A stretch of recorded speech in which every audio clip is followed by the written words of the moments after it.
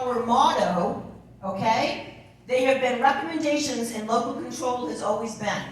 What you've done to lock down, isolate, and mask out children for over a year with the lowest transmission rates, data and science proving children are not the demographic most attacked. You chose to ignore the facts and continually abuse our children. You've lost your way. Quarantining is, hold on, I lost my thing. Quarantining is locking down the sick. Tyranny is locking down the healthy.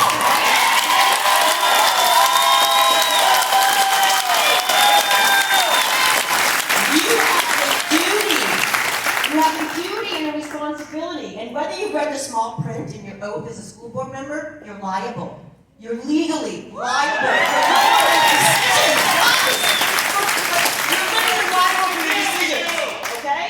So whether you've read that small print or not, that's on you, but you're liable for our kids and the decisions you make. My hope is that decisions for the upcoming school year, with this year behind us, are made with all children in mind, not just a small minority. Remember, tyranny is locking down the healthy. On a personal note, Kim Meyer, you're standing in this community. Please gonna have to ask you to stop. Your role in the board member is totally inappropriate. You're speaking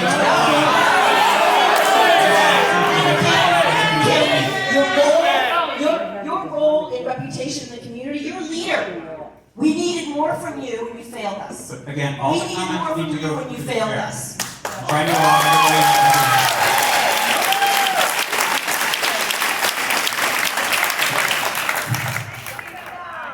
Sir, if you could please state your name and the town within the district that you live. Sean Rusin, Exeter, New Hampshire. Sean, again, I'm trying to give everybody an opportunity, so if you could please limit your remarks as short as possible, and close to 2 minutes. Take your time. Before I start, I have a disclaimer. I speak on behalf of myself. I represent myself and no one else or my employer. I have to say this now because we have a bunch of cancel culture cowards roaming our streets in SAU 16, and it is wrong. Shame on them for attempting to get me and other citizens of this community fired for having an educated opinion, standing up for our children, and desiring to engage in intelligent debate. Now, this is going to take me about 3 minutes. I'd appreciate your patience since I have been given no 3 minutes worth of time in any board meeting for the last year. Thank you. If I were to take Dr. Ryan out for a cup of coffee and ask him, off the record, how was your win? He'd probably say it was pretty crappy. If I were to take all you school board members out for a cup of coffee, off the record, you'd probably all endorse that.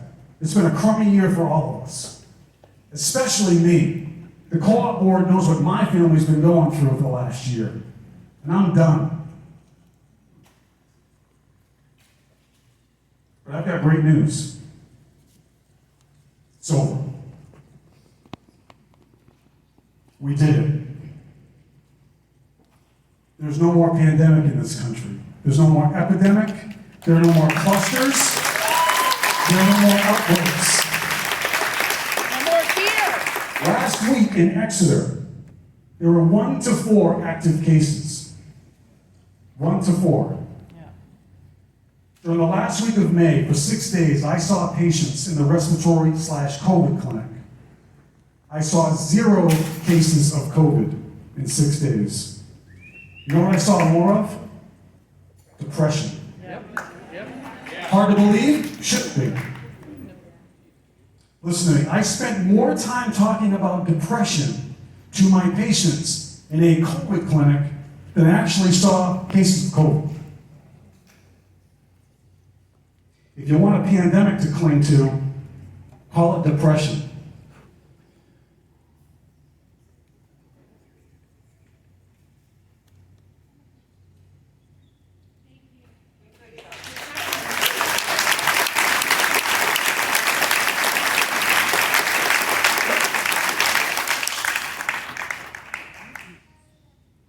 A school-age kid in this state is literally more likely to die by suicide because of COVID, not due to COVID.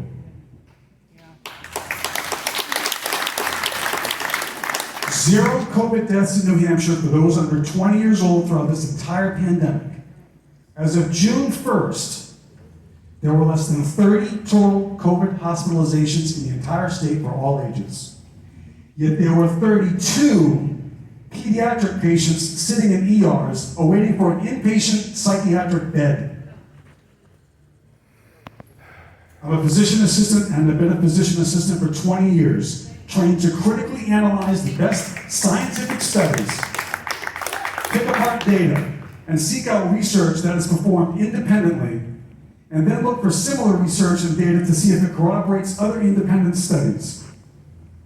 If you're relying on government agencies and employees for information and guidance, and not independent scientists and fact checkers, you're doing everyone a disservice.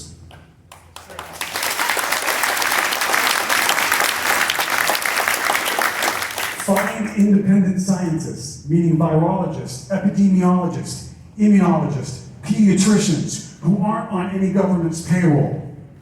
Stanford professor of medicine and epidemiologist, Dr. Jay Bhattacharya, said just days ago, and I quote, "After reading the treasure trove of those Fauci emails, his credibility is entirely shot."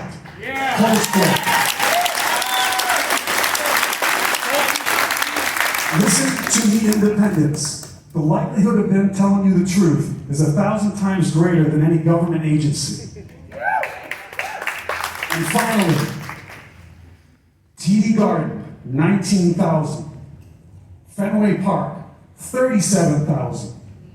Gillette Stadium, 66,000, are all at near full capacity without mask requirements, without vaccine passports, and without requiring patrons to be written on by a black Sharpie for contact tracing.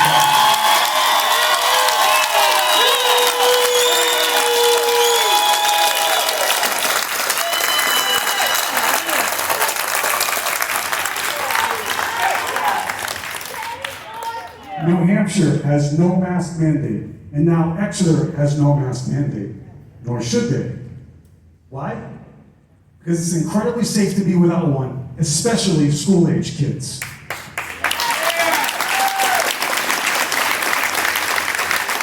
But somehow I'm supposed to believe that a small historic rural town in New Hampshire can't put several hundred students who are not at risk in each of their extremely well-ventilated new schools without masks when nearly every single SAU 16 employee has been vaccinated? Is that what you want us to believe? You've got to be kidding me.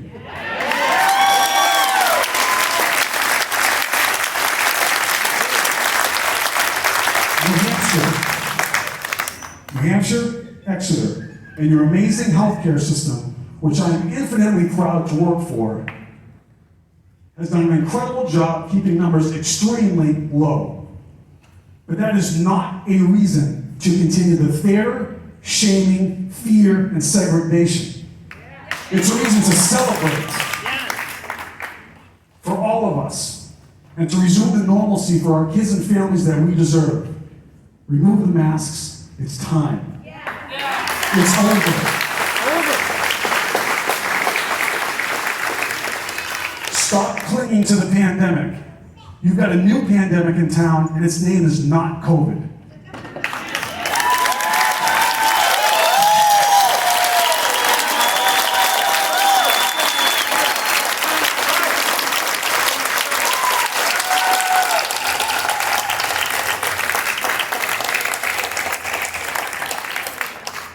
If you could please state your name and the town and the district, we'd appreciate it for the minutes. Absolutely. My name is Ann Sorber. I'm a resident of Exeter, and I'm speaking as a parent and as a PhD in social developmental psychology. Sorry, yes. Put it in your hand, hold it. Okay. It feels wonderful to finally be able to meet in person for a school board meeting. I appreciate being able to have a venue for us all to gather to have our voices heard.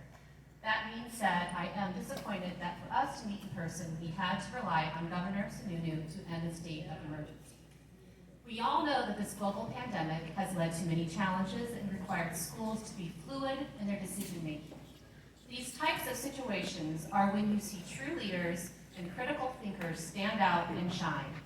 And during this time, it seemed that you all needed a push from more powerful agencies in the state to get off the starting line.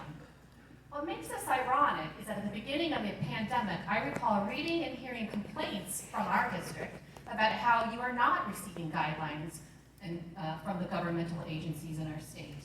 Yet when the decision-making was left to you, you all seemed to be lost in the race. A survey was sent back in July asking families to indicate whether they would be sending their children back to school for in-person learning. Of the 3,115 responses, 83.2% indicated that they wanted in-person learning. Again, let me reiterate that number, 83.2%. During the August 6th joint board meeting, there was a recommendation from the SAU for schools to return remote, even though 83.2% of parents wanted in-person.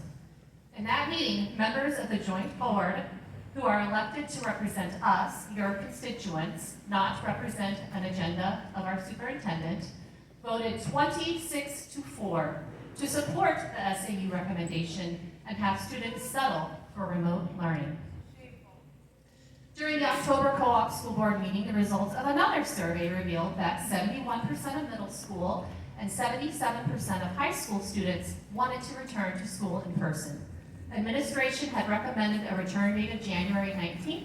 However, a motion was made to move the state up to November 16th, which would have been wonderful for our kids.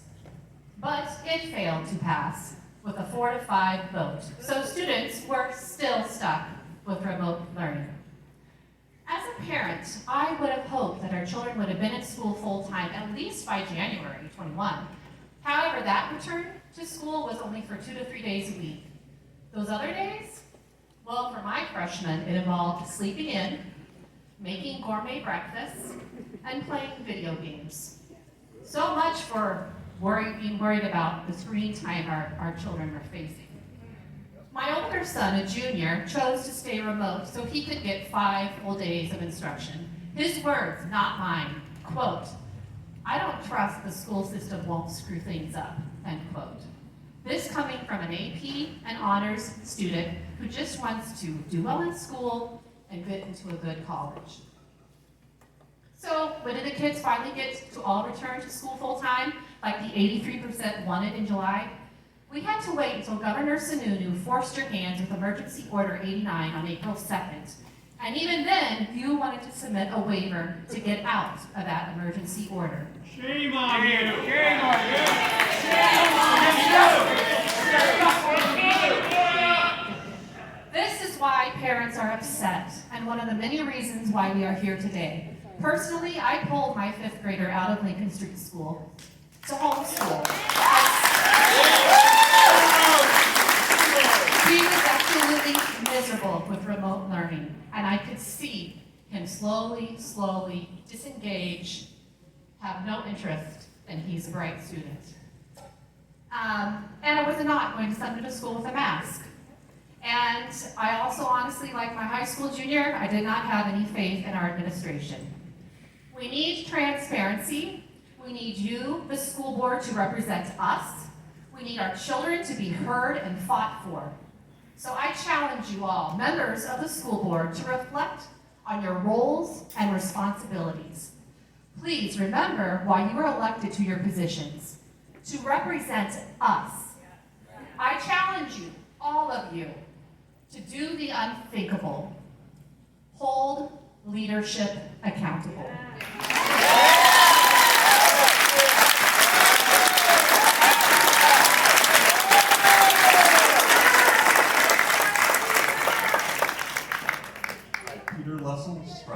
Thank you, Peter. So I'm going to be talking about the DEIJ, the Diversity, Equity, Inclusion, and Justice, which absolutely is an SAU 16 level initiative. Everything I talk about, everything, is from either books they purchased for our kids, books they purchased to train educators, from training materials, or from right to know requests. So everything I talk about is how DEIJ is done here in SAU 16. So they train that kids to see race. Kids to see race and other immutable characteristics as fundamental to who they are. That based on race, they're either a privileged, an oppressor, or based on race they are oppressed. This is directly in all of the materials, pretty much. Or that they are oppressed. CRT. So for those who wish to defend the DEIJ program at SAU 16, it's not enough to say diversity and inclusion are good. Everybody thinks diversity and inclusion are good. Nobody here thinks you shouldn't teach that. Nobody thinks you should not teach all aspects of history as long as it's factual. So if you're going to defend DEIJ at SAU 16, you have to defend teaching a child that that a child's race makes them an oppressor. Teaching that a child race makes them a victim, which is a far more harmful message in my opinion. Yeah. Teaching a child that based on their race they should move to the front of the line or move to the back of the line and shut up. Yeah. That's, read it if you want. Defend that statements like, I read that, or statistics say that is intellectual speak, and therefore white talk. How that is not flat out racist, It's racist. I don't know. It's racist. It's To absolutely defend racist. the pettiness of having books that make white lowercase and all other races uppercase. These are the books going to our kids. These aren't random books. No. Put them to our kids next year, okay? Defend that believing in the goal of a colorblind society makes somebody a covert white supremacist. Wow. Which makes actually Dr. King the most covert of white supremacists ever. I will tell you, I believe in a colorblind society. So right now, this training is mostly gone to educators. You saw it up there on the dashboard, but next year it gets rolled out in full force. Next year, they're just going to hire for $90,000. You probably didn't see it because they slid it in as a net in a budget, a DEIJ coordinator whose job may even be impossible because of the legislation being passed. But they're going to spend $90,000 to send this stuff to our children. Disgusting. This is not acceptable, and if you want to say it's acceptable, let's hear somebody publicly defend these things. They can't.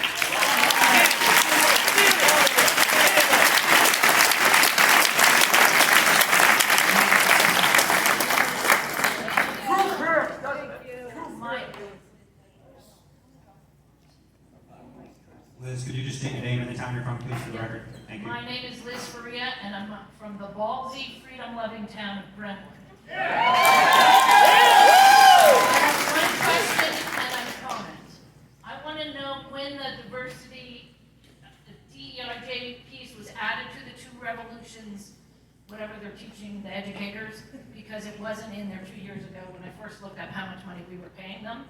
I don't believe it's all paid for by Title II grant funding, but I'd like to know when that DEIJ piece entered their stuff that they're teaching you. Around 80% of us are not parents of current students, but we are taxpayers, and approximately 80% of my tax bill goes to this SAU. I no longer want to educate any more educators. I want our educators to educate our kids.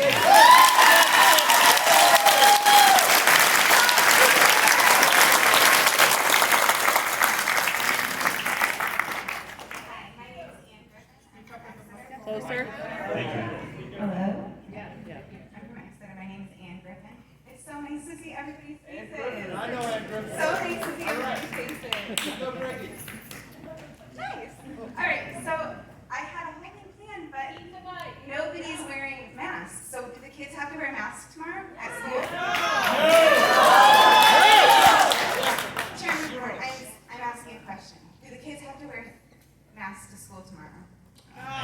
I don't have an idea. I don't know the answer to that question.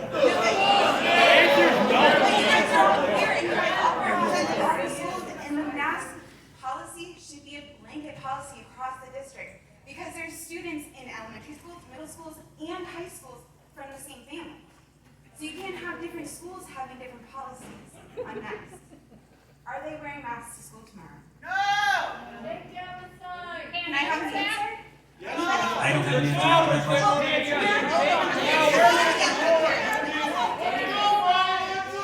How about the board make a motion and Can let's you see take who a wants vote to to make masks optional starting tomorrow? going through summer school and into next year. Can you take a vote now? And just make it Yes, optional. yes, vote.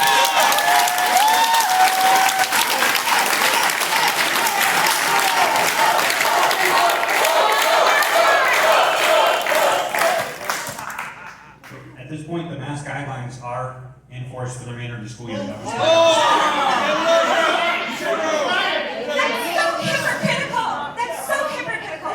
We're all sitting here without masks, and you're gonna make the youngest children who are least affected by this virus walk into school with masks on? I don't think so. That's not acceptable. No, that's not acceptable anymore.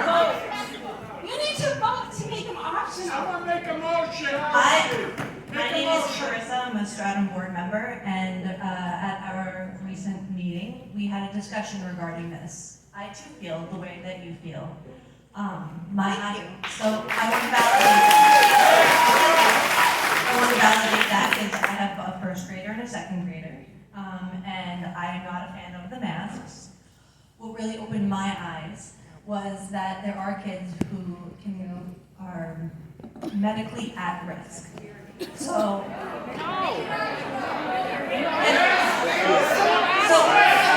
I really would like to speak because She asked a question and she's trying to. I'm trying to answer context. it. So I people are- hear you, I feel what you're feeling, and I'm with you. But to think that there would be a child who could not go to school because my child had not been ordered a mask, that was hard for me to swallow. But I think what's more important is you're not going to get the answer you want, but I hear you. I agree with you. Hey man, we have to listen to each other. No, hey. So I hear it's frustrating, and once we can get those darn masks off the kids, I hope we do. So why can't we make that vote now? Why can't we have that? I want to respond. So from what I understand, and I'm relatively new to this, from what I understand, it's a local board level. And so if you go to your board, and is that correct? I'm sorry. That goes to each local board. It is. So to try to answer some of your question about different districts having different rules, because that definitely is a significant source of frustration for a lot of people. Each individual district, each elementary school has their own board. That organization, that body makes those decisions for that school. The cooperative board is the governing body for the high school, the middle school, SST, and extra adult ed. Those votes would have to be taken at that board. This board has zero authority over anything to do with each individual district. By law. By law, in all of our government structure, we have zero authority as a joint board, which this is a joint board meeting, to make any of those decisions. They have to be made at a local level. I'm trying to help address your question. So you're telling me. Hold on.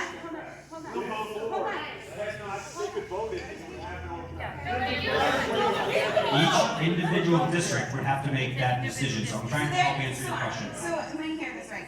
In every decision that's a blanket statement across the district. You guys have nothing to do with it. Because there are, who makes the decision for when the first day of school is for every school? The calendar is a joint board decision, Okay, so you can make but that's for the decisions. entire district, it's not for an individual school. No, Each you individual can't. board makes those decisions. But you just said you can make that decision as a joint board for the whole district, so why can't you? There are a very limited number of things that we have authority to do. Where is that written now?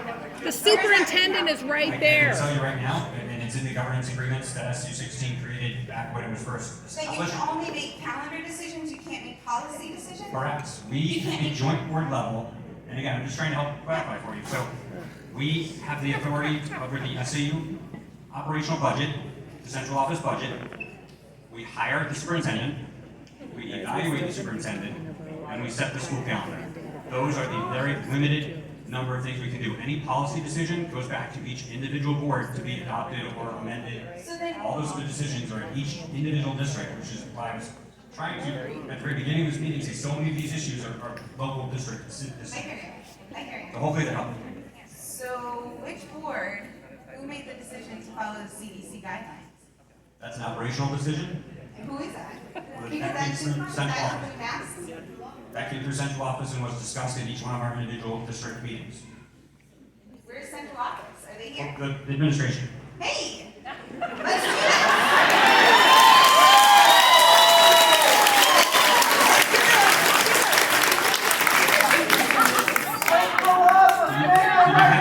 Do you have any other public input for us? I want an answer tonight on the mask, because you know what? It's not just, I hear your statement about people who cannot be vaccinated. I have a heart for that. But I also have a heart for people with special needs, who have hearing disabilities, who are victims of domestic and sexual abuse, who these masks only increase their trauma. And that's what you guys. Okay, it's not a joint board. It's your district. It's your school. It's your school. It's your school. It's your school. It's your school. It's every school in this district. Take the masks off. Yes. Sean, thank you for saying that it's over. It's over. Make it optional. Optional, please. There's a few days left of school. There's summer school going into next year. Somebody say that they can do this for our children. Please. Do this for the children in the district. Somebody over here stand up and tell me you can do something. Again, this is a joint board meeting, as it was. But you said Don't people have that input. over here. Where are the people that can make this? You looked over here. Where are they? The superintendent is right there. Folks, I'm trying to give as many people an opportunity to share their thoughts. We're trying to do the best we can. I'm trying to get as many people up here as I can. Those are local decisions. I did not create the governance structure in Can I 2016. get you to acknowledge, all of you, because you guys all represent all the schools. on record. Can I get you to acknowledge the hypocrisy of being in this room Yes. without masks? Without a and then mask. have our children walk through the doors of their schools tomorrow Yep. and make sure they have their masks on. Please, Double someone standard. get there and acknowledge the hypocrisy.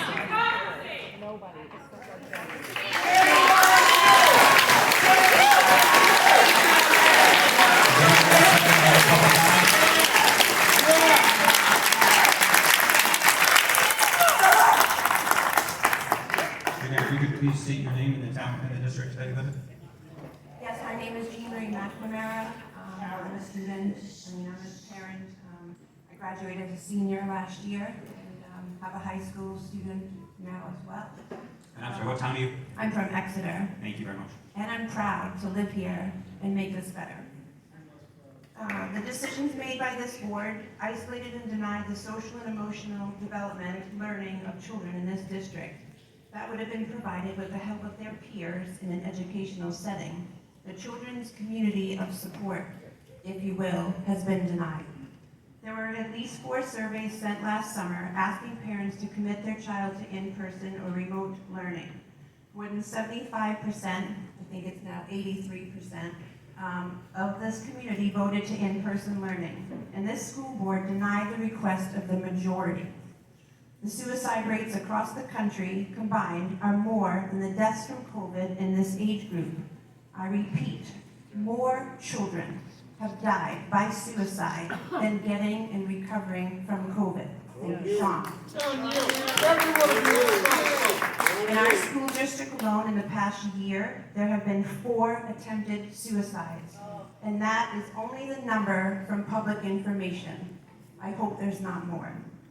I asked members of the school board, what have you done while children have been suffering from a myriad of mental health issues through their social isolation that you approved? Certainly the children in this district have not thrived and flourished with your poor decision in regard to their well-being. In fact, you have only made decisions masked in fear and has been to no benefit of our children. The medical system for mental health in our community is so backloaded with children seeking psychological help and haven't been able to see a local provider. They are not accepting new patients. In the month of June 2021, there were 32 kids with the Medicaid program boarding at ER hospitals waiting for inpatient psychiatric beds. Pre-COVID, these numbers were more manageable in the single digits. A local counselor, Ben Hilliard, stated that merely reopening the schools will not cure what has been imposed on them. In my words, our children deserve better than what you have decided on their behalf. Why did it take until April 2021, almost 13 months after this began, for the district to send out resources for supporting parents and caregivers? I would hope that you are also addressing the stress and trauma that your teaching staff has endured through all of these months. Why is school staff at certain campuses just now getting training to recognize signs of suicide? How will that help children who will now be on summer break not in school? I want to remind the school board that you are in elected positions and you should be voting for the majority of this community. That means setting aside your personal beliefs and fears and representing what is in the best interest of our children. You can do better, and we are counting on you that you will. And my son will be delivering the marks from the students in this district.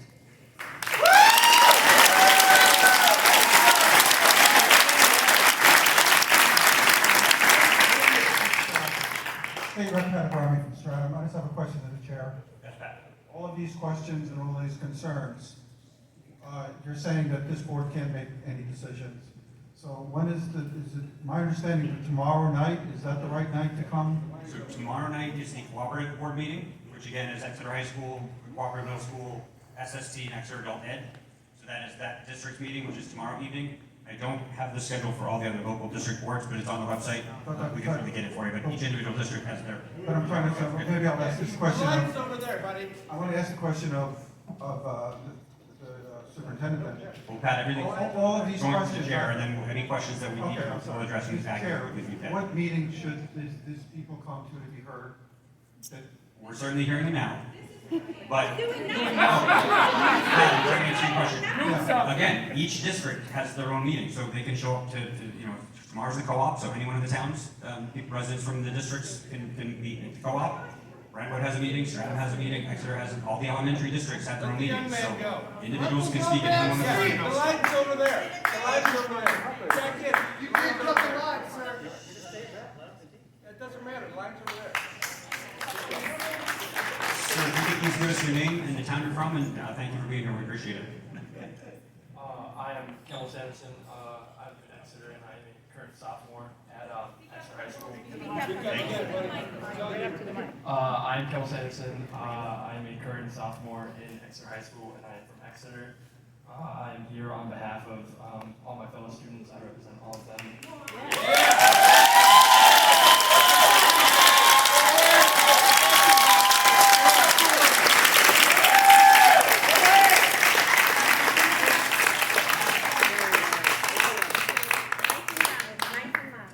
It is an honor to be speaking for all of my fellow students. I feel like it's really important to have me here. I have some quotes from my fellow students within the district of how they feel about masks. This is from a first grader. He's male. Masks are pretty dumb. It doesn't affect the kids. His parents even remarked that their son has avoided any activity where he has to wear a mask to it. I feel like this really represents the idea that we don't need these masks. Kids don't even want to go to activities that have these masks like mandated to be worn. I don't think that's right. This is from a grade 10, so my grade. We are vaccinated if we want to be. No more masks. This is from an 11-year-old fifth grader. First of all, I don't like anything about wearing a mask. It's hard to breathe, and when it's hot, it's like torture. I can't breathe. How do you think she feels wearing that mask? 9-year-old third grader. It's hard to breathe, and I feel like I'm going to be in trouble if I pull it down to breathe the fresh air that I require to live. Fresh air is required to live. Keep going, nice and loud. 15-year-old 10th grader, another one from my grade. At the beginning of last year, I didn't mind the mask because we did not know what was happening with COVID. Now, it's just not necessary. Having to wear it during the week of 90+ degree weather and outside was torture. Another torture victim of wearing this mask. Shame on you, Jeff. Shame on you. This is from a junior at the high school. It's been a year and it's over. Why do we have to wear a mask at school when there's no mandate and I don't wear one at work? He doesn't care anymore and he hates wearing it. I hate wearing it too. Yeah. We don't care. 10-year-old. We take them off at snack and lunch, but we have to wear them during class and it makes no sense. How does that make sense? 15-year-old. I take it off my nose all the time anyway, and I have been fine. I hang out with my friends all the time, yet we have to put them on in the car to drive and at school, just so we don't get in trouble. That's disgusting. 10-year-old fifth grader. It's not fun, Mom. I know it was because of COVID, but I don't understand why we have to wear it now and outside. It seems silly now. Aren't we in fresh air outside? I miss seeing my friends' faces. How do you think a mother feels hearing that from her son? Sixth grader. I was confused why I was yelled at so much for my mask at lunch. I was not done eating, but they told me that I needed to put my mask on. It's completely unnecessary. Freshman. It was just a sad year since I couldn't see my friends smiling or laughing because of all the strict mask rules. Last 1.5 years from a junior. The mask basically ruined my junior year. It was so sad, and not to socialize with my friends, I was distraught. It made me angry, and that it was okay to fill stadiums with fans, but not okay for me and my friends to go maskless. Makes no sense to me. I personally do not think we need masks. I think it's completely unnecessary. Kids don't need masks. I don't need masks. No one needs masks. Thank you.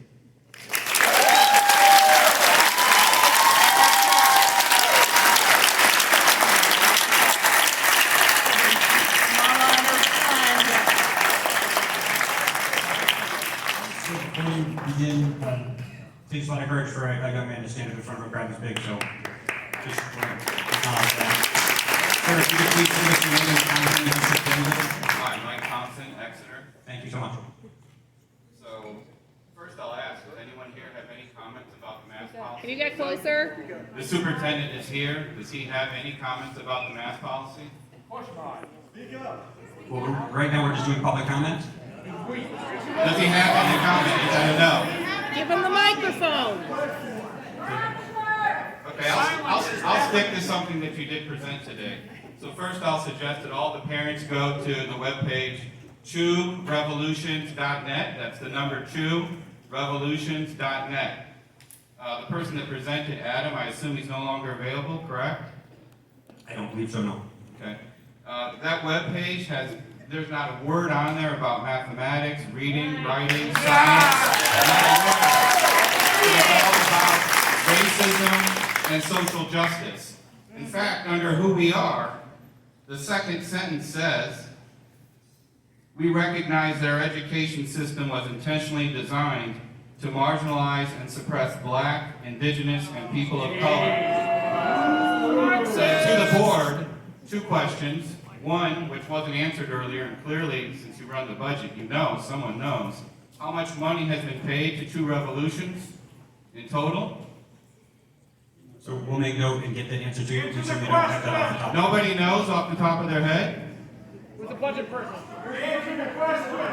We've taken another question and we'll get the answer for you to make sure that we So you refuse, does anyone know that at least? The budget person? I do not know the answer. Does anyone know? So we'll get that answer to you. Okay, my other question would be, can you give examples on how SAU 16 is, quote, intentionally designed to marginalize and suppress Black, Indigenous, and people of color? Can you give examples? I certainly cannot. Why did you hire him?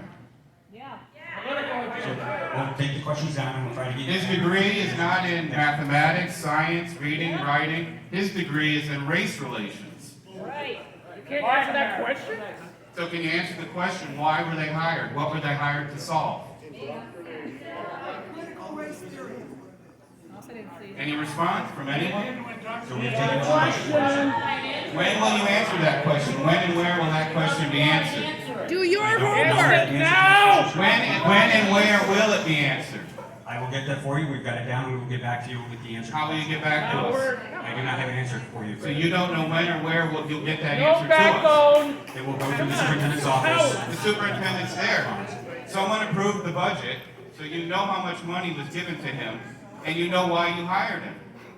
Can someone tell us why you hired him and how much you paid?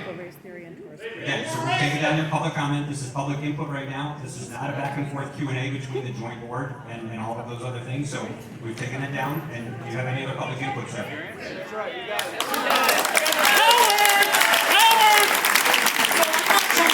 I don't know who this woman is, and the black, sitting next to Miss Litchfield, it would be beneficial for you to put your cell phone down so you can look at the parents. Could you please give us your name and town in the district that you live in? Absolutely. Thank you. So my name is Anne Marie Banfield. Yeah.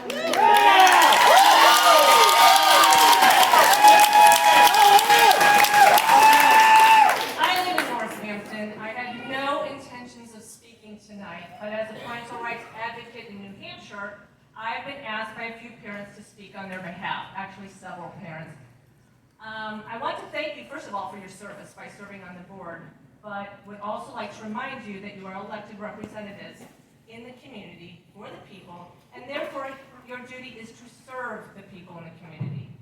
You are to oversee the operations, not become a roadblock to those who've elected you.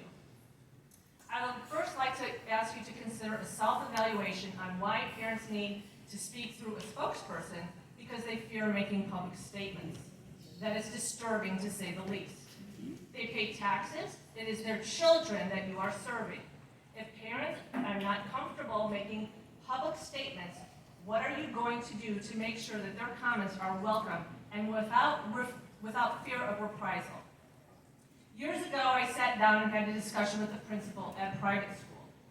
He was beloved by the families he served.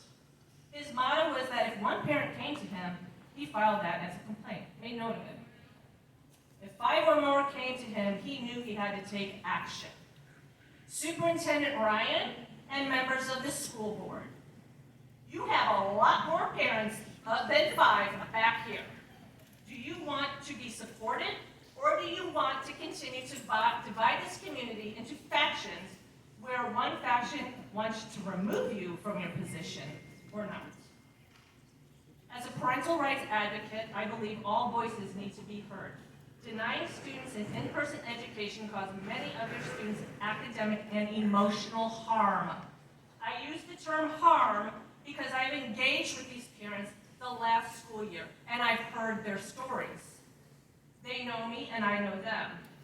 When other districts were serving all of their families with in-person learning, some of the SAU 16 kids were home suffering. Your parents knew it, spoke up, and yet the schools remained closed in this district until the governor stepped in. The prom situation, the boy who was removed from class for wearing a thin blue line flag, along with a lack of privacy on mental health evaluations and surveillance of your children, has put this district in a position of having to pay out settlements if parents choose to sue. That's infringement upon their civil rights and fiscally irresponsible. With limited time, I would ask that you read through the petition that is now circulating. I think I saw 400 signatures on there tonight. It is broken. For those of you who do not know about the petition, please see me. You will see a list of what you need to do to address the problems plaguing this district. It's a good starting point. I respect those who want their kids at home during this pandemic, who want their kids masked, or who have had their families vaccinated. The parents that I know feel the same way. They're not trying to force anything on any other kids. They don't want it forced on their kids. You cannot ignore the many who differ with your views. Look for ways to serve all of your parents in this district. The district has been divided. I hope it can recover. But in order to recover, you need to seek unity. Your leadership is dividing this community. Know it and understand it, and it will get worse. So now I'm going to talk to you about what you presented tonight. Woo! Because I've researched education and I've researched two revolutions. And the last time I filed a right to know request, they paid $16,000. I don't know if that amount has gone up or not. Two Revolutions is basically an organization to implement competency-based education. And if you don't know what competency-based education is, look back to the 1990s. It was called outcome-based education. And it was thrown out of states and schools because it was used as a way to change your child's values and attitudes. Yep. So that's why you're reading on their website. That's why you're reading that. That's what they're hired to do. change your child's values and attitudes. Now you know what they're gonna do. They put it out in front of you. That's competency-based education. Competencies will eventually turn into digital badges. Did you know that? Yep. Your community college system has already told this, the legislature. How's that gonna be tracked? They talked about tracking. Yep. And data privacy, it was laughed off. Laughed off, like, huh, you know, we're good with that. No, you're not good with that. No, you're not good with that. They're gonna track their students. Did you know in Texas, students have to pick their career path in 8th grade? That's competency-based education. They're tracking. This is a movement to a European type style of education, where it's workforce focused. Notice I didn't say academics. Notice that when you watch that presentation right there, where was the talk on academics? Where was your metrics? Where was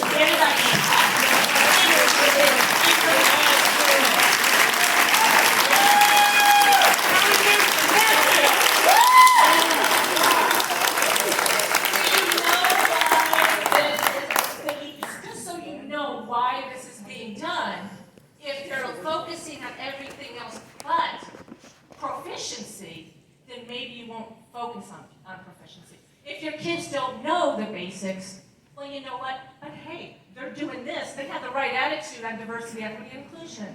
And believe me, I share that man's views. It is very important to support minorities and to support a good academic education in history, slavery, racism. It's all important. Nobody disagrees with that. But your competencies, and I've seen it through social emotional learning, they're going to assess.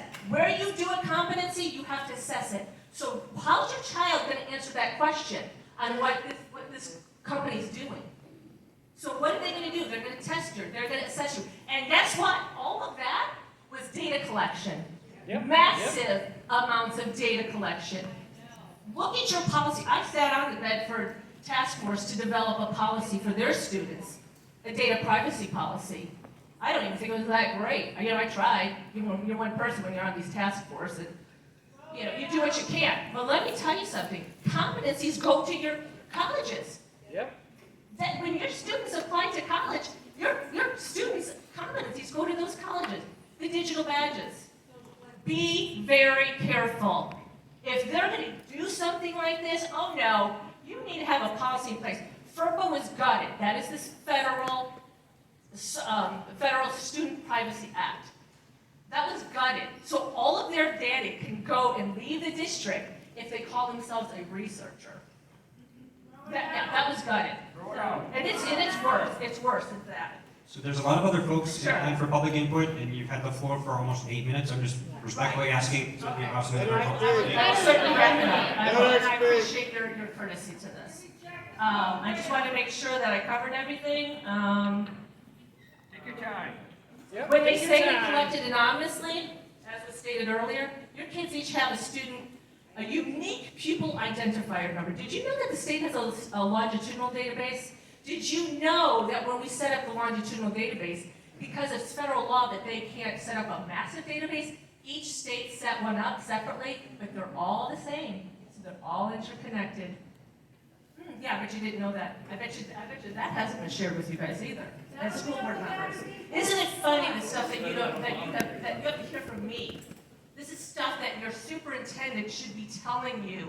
Why do I have to tell school board members and your parents about the importance of data privacy where this is concerned? You rather put the race there.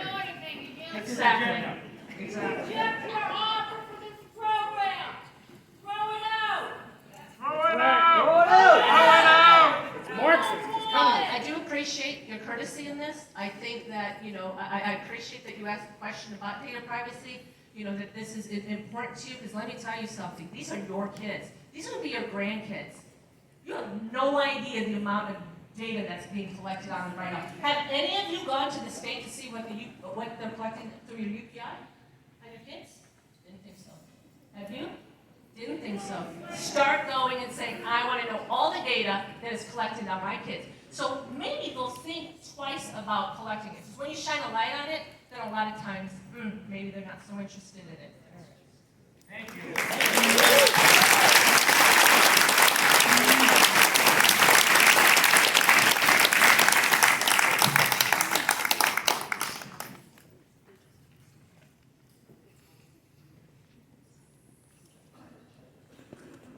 could please give us your name and the town within the district where you live for the minutes? My name is Janann Archibald, and I'm from Kensington, Thank you.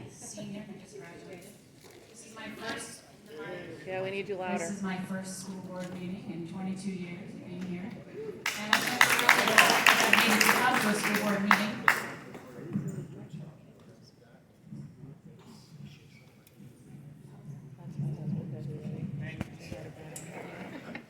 So I've never really felt like I've needed to come to a school board meeting until today. And the reason is I'm coming at this from a different angle. I've seen a deeply disturbing trend on the media and internet.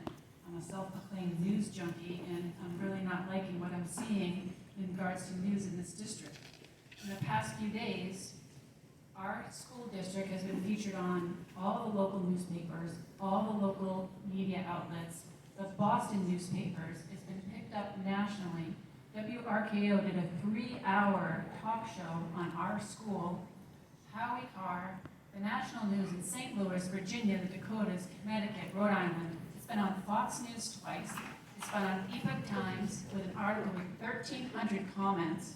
It's been on Newsmax, Breitbart, MSN, and it's just been picked up internationally.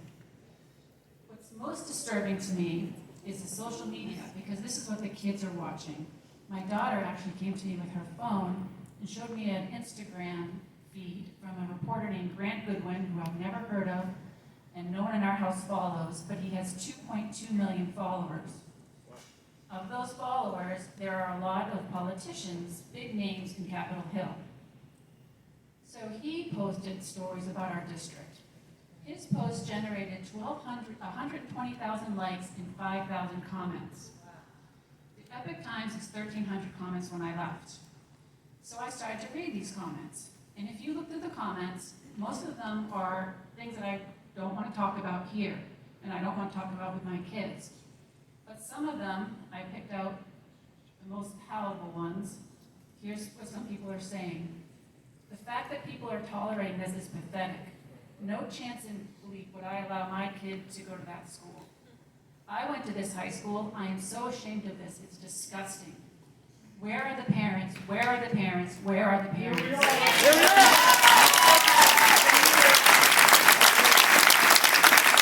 next thing was, where are the teachers? Where are the teachers? Where are the teachers? And then the next thing, these kids should have the guts to say no. Who are these kids? Why can't they just walk up and say no? This is unbelievable. New Hampshire's a mess. The commie teacher unions are a good place to start for finding what's wrong with that school. Here I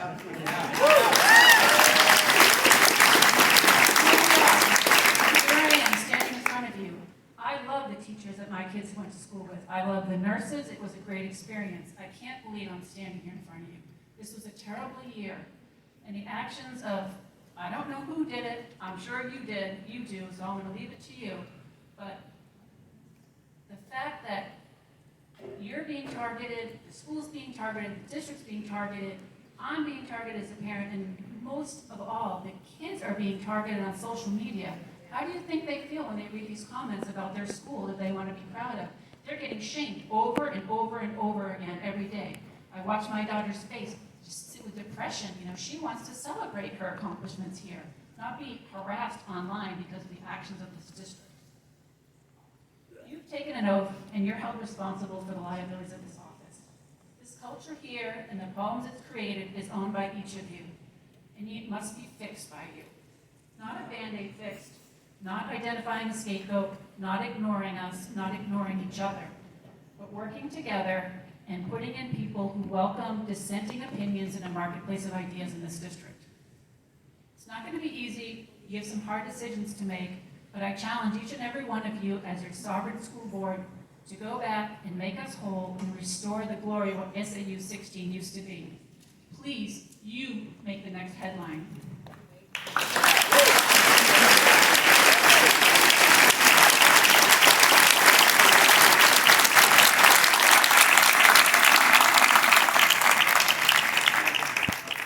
If you could share your name and the town within the district they live, and I would ask again, with so many people looking to make comment, if we could try to keep our comments within the 2 to 3 minute range that we initially started with. Thank you, sir. Matthew Owens, Toronto. Thank you. First I wanted to say that ladies and gentlemen of the various SU 16 school boards assembled before us, you guys pissed a lot of people off. It's impressive. I'm a father of 3 little boys, Alex, Max, and Gabriel. And I thought I was concerned until these guys started talking. But I thought I'd never talk to you guys, ever. I thought I'd never go to a school board meeting. It's silly, right? I'd rather be home, getting the kids down for bed. Well, it's past bedtime. We're like playing Minecraft with Alex if he was good that day. But I'm not. Or maybe talking to the wife, who's beautiful and stunning and fantastic, and that's sort of white points for a parent. I'm concerned with being covered in the school district. The lack of teacher instruction time, meeting state standards. Alex came home a couple months ago, and he goes, I didn't know white people hated black people. And the wife and I were for it. We contacted the principal at Shredder Memorial, and she laughed it off and said she's glad it could be a conversation starter, and it was a learning experience. And it's not a learning experience when the takeaway is categorically wrong. I didn't want the conversation for my first grader to be like, don't listen to teachers, only except for math, science, and arithmetic. It's not the way it's supposed to be. We started getting weekly lessons plans because we were concerned. And they were covering silly topics like, at least for first graders, like equal access to healthcare for all, the environmental impact of pipelines. Like how is that reasonable for a first grader? These are high level topics that are so beyond the realm, it's not even funny. Indoctrination. Yep. So I became even more concerned when I found out there's a principal who's got hired in the Exeter system, where she called anyone who didn't like CRT wackos, right? You guys have standards and guidelines for kids to be nice, be kind, be respectful, choose love, all this other nice stuff, and then you hire someone who calls a bunch of parents wackos, like names. That's not cool. Like, who approved this? I hope the school board didn't approve this. And if you did, if you didn't know about it, and you know about it now, maybe you can take it back. What are you gonna do? Right? Because if you hire someone and they're just completely wrong, Fire. Yeah, fire. You don't give them a chance. Alright, anyway. Cancel. She needs to be canceled. There's a reason why a lot of people don't like CRT, right? It's completely unneeded. Because it's easy not to be racist. Super easy. Before your new hire starts calling you names, let me explain. Kids aren't racist. Like, they don't see color. They don't care about that. They care if you're nice to them, if you talk to them, listen to them, play games, you're attentive. They care if you're there, right? I grew up in a mixed family. My grandmother came over all the time, see her all the time, play with her, chased her around, trying to catch her putting her in her wig. My Uncle Buddy and Aunt Tilly came over. I used to jump on top of him when I was much smaller, and try to wake him up in the morning with my brother. And we didn't notice their skin colors. Like, it wasn't an issue, right? I don't know if that's the way we were brought up, but we just didn't. It wasn't important. It was about when I was 13 or so, I saw a picture of Grandma Owens, and I was like, holy crap, she's black, right? And so I was like, Dad, what the hell? So he never talked about it. Skin color, race, it doesn't matter. It shouldn't be a factor in anything. It's who you are on the inside that counts. Your character. I don't think taxpayers in this district deserve someone who just completely goes off the bat and just calls a whole group of people names when they have valid reasons why they don't like something. It doesn't make sense. All you need to do is tell the teachers that she's kindness and respect. Love everybody, be kind to everybody, treat everyone like they want to be.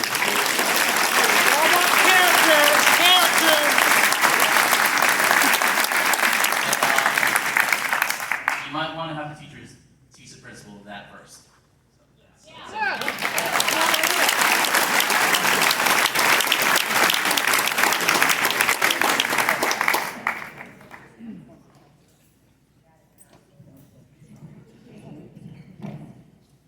Jamie Marsh, live in Stratham. Jamie, appreciate it. Yeah, this is difficult because I have friends on the school board committee, teachers, many friends. I don't want to be here. I'm sure that the vast majority of people don't want to be here either. Have better things to do on a Monday night.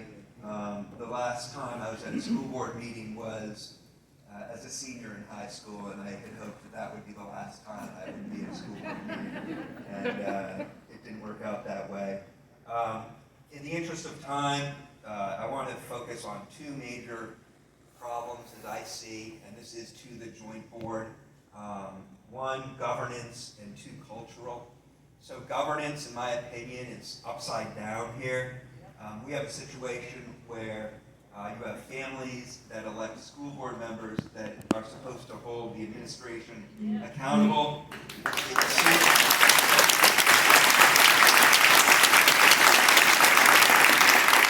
It seems like that is completely turned upside down here in SAU 16. That's something that can be corrected, and I'm hopeful that it is something that will be corrected. Culturally, I don't have enough time to go into all the detail, but the biggest thing I would say is a lack of transparency, particularly over the past year. The lack of transparency over the past year has not been anywhere near good enough. Decisions made without public input, without public record. I don't want to get into the right to know and other things where decisions have been made unilaterally by the administration without proper vetting and approval by the school board. So I guess in closing, what I would say is I hope that you guys take this as a wake-up call. This is like a three-ring circus here, and it's one of your guys' making. It's one of your guys' creating.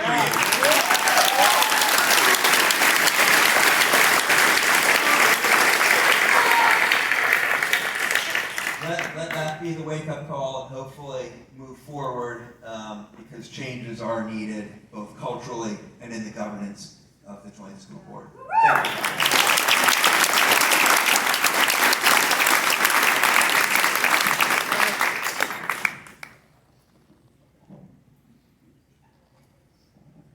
From Brentwood. Thank you, David. If I don't do my job well, I am reprimanded and possibly lose my position.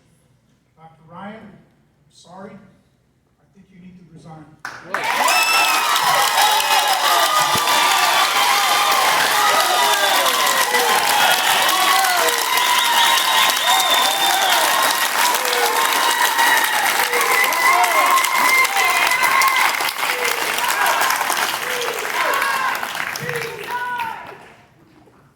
Good evening, school board members. Thank you for what you do. Sir, again, if you could give us your name and What then I'm trying to do. My name is Don Baldick, and I'm from Stratham. I hope everybody's doing well this evening. This is a difficult situation, it's a difficult time. I want to thank all of you. Tonight, you are making history. You are standing up for what's right. There's more of you than there are now. Our governance is backwards. They think we work for them, but they work for us. You got it. And I got to tell you, I'm very, very disappointed. I am here representing my 3 grandchildren who go to school in this district. And they have one question. It hasn't been answered, it won't be answered, and I realize it's not your purview. And they ask me every day, Bubba, when are we going to get rid of the mask?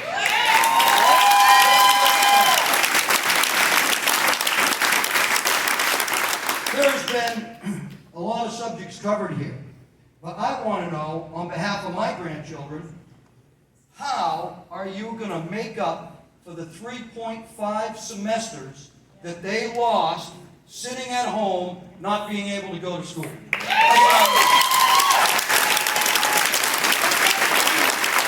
I also want to know when we're going to show leadership.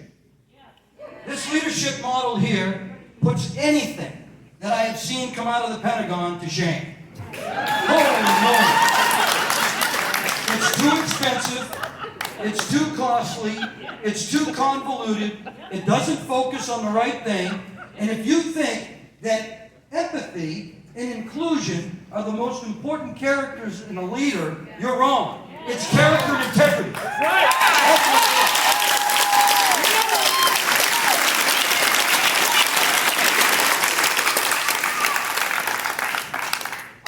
Failed to see since I retired from the military after 33 years of service. Failed to see how this district serves its teachers, serves its parents, and serves its students. I failed to see how it's been done. It has not been done. They are not learning the right things. There is no accountability. There's no responsibility. There is none of that. And there's definitely no transparency. Now, I've been a teacher for the last 2 years at New England College. I've seen the product. I was just recently laid off. The reason being is because of state and federal COVID restrictions, and they could no longer retain my services. But that's not true. The reason is because of my political background and affiliation. That's why I got laid off.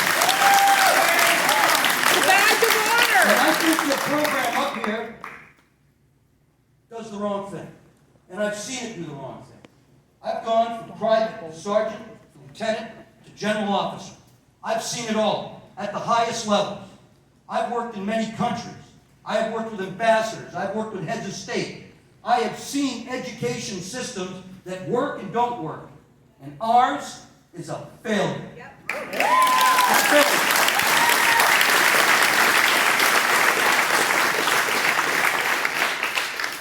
Let me tell you, I am more committed now to the rally call of getting rid of the Department of Education than I ever was in my life.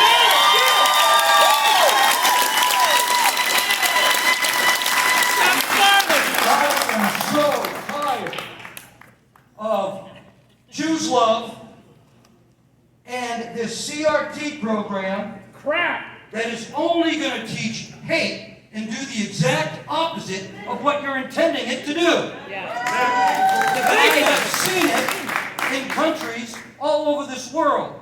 I would never, ever teach oppression, oppressor, victim, to anybody. It doesn't work.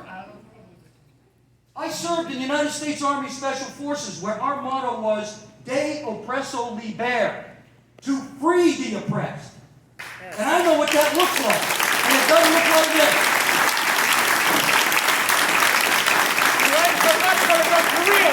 I ask you, please, reconsider this whole program. I offer my expertise, but guess what? My expertise isn't good enough. I got an honorary doctorate, 2 masters, 2 bachelor's degrees, an associate degree, and I couldn't even get a call back from a high school in this district. I think I got something to offer. You're fired! Shame! Couldn't even get a call back. I wasn't qualified to teach. Not qualified. There's a problem here. You're a patriot. And it smells. And I don't like it. And yes, I am a United States Senate candidate. And I will do something about this when I become New Hampshire's United States Senator.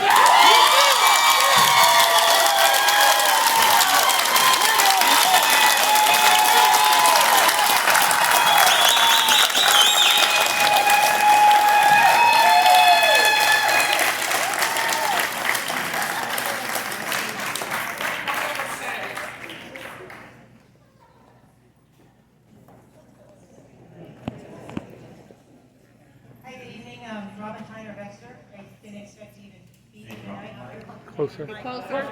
Is that better? Yeah. Okay, sorry. So, I guess my career professionally is as a leader and a scientist. And over the past year, I followed some really exceptionally disturbing trends in this district. And although my kids have not gone to school in this district. I still live here, I pay taxes, and the children in our public schools are the ones that are going to be the doctors, the lawyers, the plumbers, the electricians, the engineers that serve all of us and are taking care of all of us when we're in our 70s and 80s. And God, I hope they have some critical thinking skills. So to get there, y'all must have some critical thinking skills, and you've got to lead. I do have some affiliation with education. My mom taught in 3 different states. She was also a principal. My sister's been a district teacher of the year in 2 different states. I have friends currently teaching in Illinois, Indiana, Virginia, and South Dakota. I was a naval officer for 32 and a half years, and I did 6 continents, 7 seas, led and trained sailors from all over the world. Some had never completed high school when we got them their GEDs. Some had completed a little college. Some of them, English was a second language. I think the bottom line is you've got to care about the people, the kids, the students, whoever they are. You got to care about who you're serving and know who you're serving. Say during my career, I moved 14 times, and that means my kids attended 12 different schools. So I saw a lot of schools, mostly public, but everything from elite private schools. We were in the same league with the Obama kids, and public schools where it was inner city, couple thousand kids, 85 to 90% black, and we would go and my kids would be the only white one on the team, the only white one in the room, the only white one in the gym, the only white one in the league. And you know what? It didn't matter. Nobody cared. And we didn't have any issues. So it kind of really concerned me. I mean, when they got into high school, came up here, my youngest was like, Mom, it's really weird here. Everybody's white. And that made him actually uncomfortable. And so it's strange for both of them to get lectured by people who are living in a place that's 97% white about what's wrong with them, and then, oh, by the way, they happen to have a whole bunch of Native American in them that no one knows, they just assume they're white. So I hear all this talk going on with some of the race and equity stuff, and honestly, it kind of scares the bejesus out of me. We need some leadership, and that means thinking about people first. So, sorry, shouldn't have carried my phone. But, so leaders with critical thinking skills. And, I haven't been to one of these before, but I would expect a group like this to come together to be thinking about, gosh, what are the biggest issues facing the kids in our community right now? What's happened this last year? What are the biggest problems and what are we doing about them? Yeah. And I'm pretty sure that what we saw presented tonight wasn't addressing the biggest problems the kids are facing right now. That wasn't it.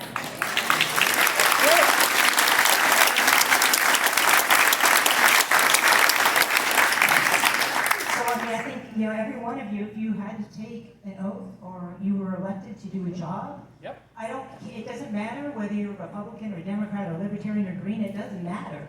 And you definitely the number one way to not do your job is to take a position that aligns with any of those instead of thinking about what are the needs of the kids in the community. Absolutely.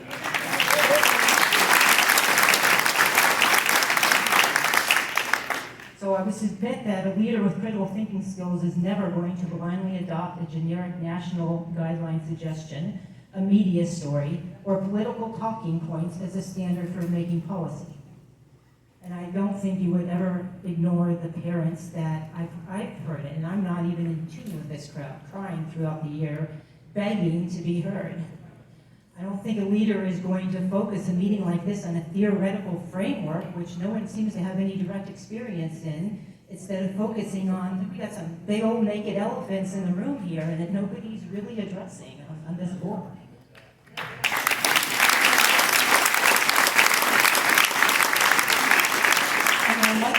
Much of, at least upstate New Hampshire, the U.S. followed published peer-reviewed science.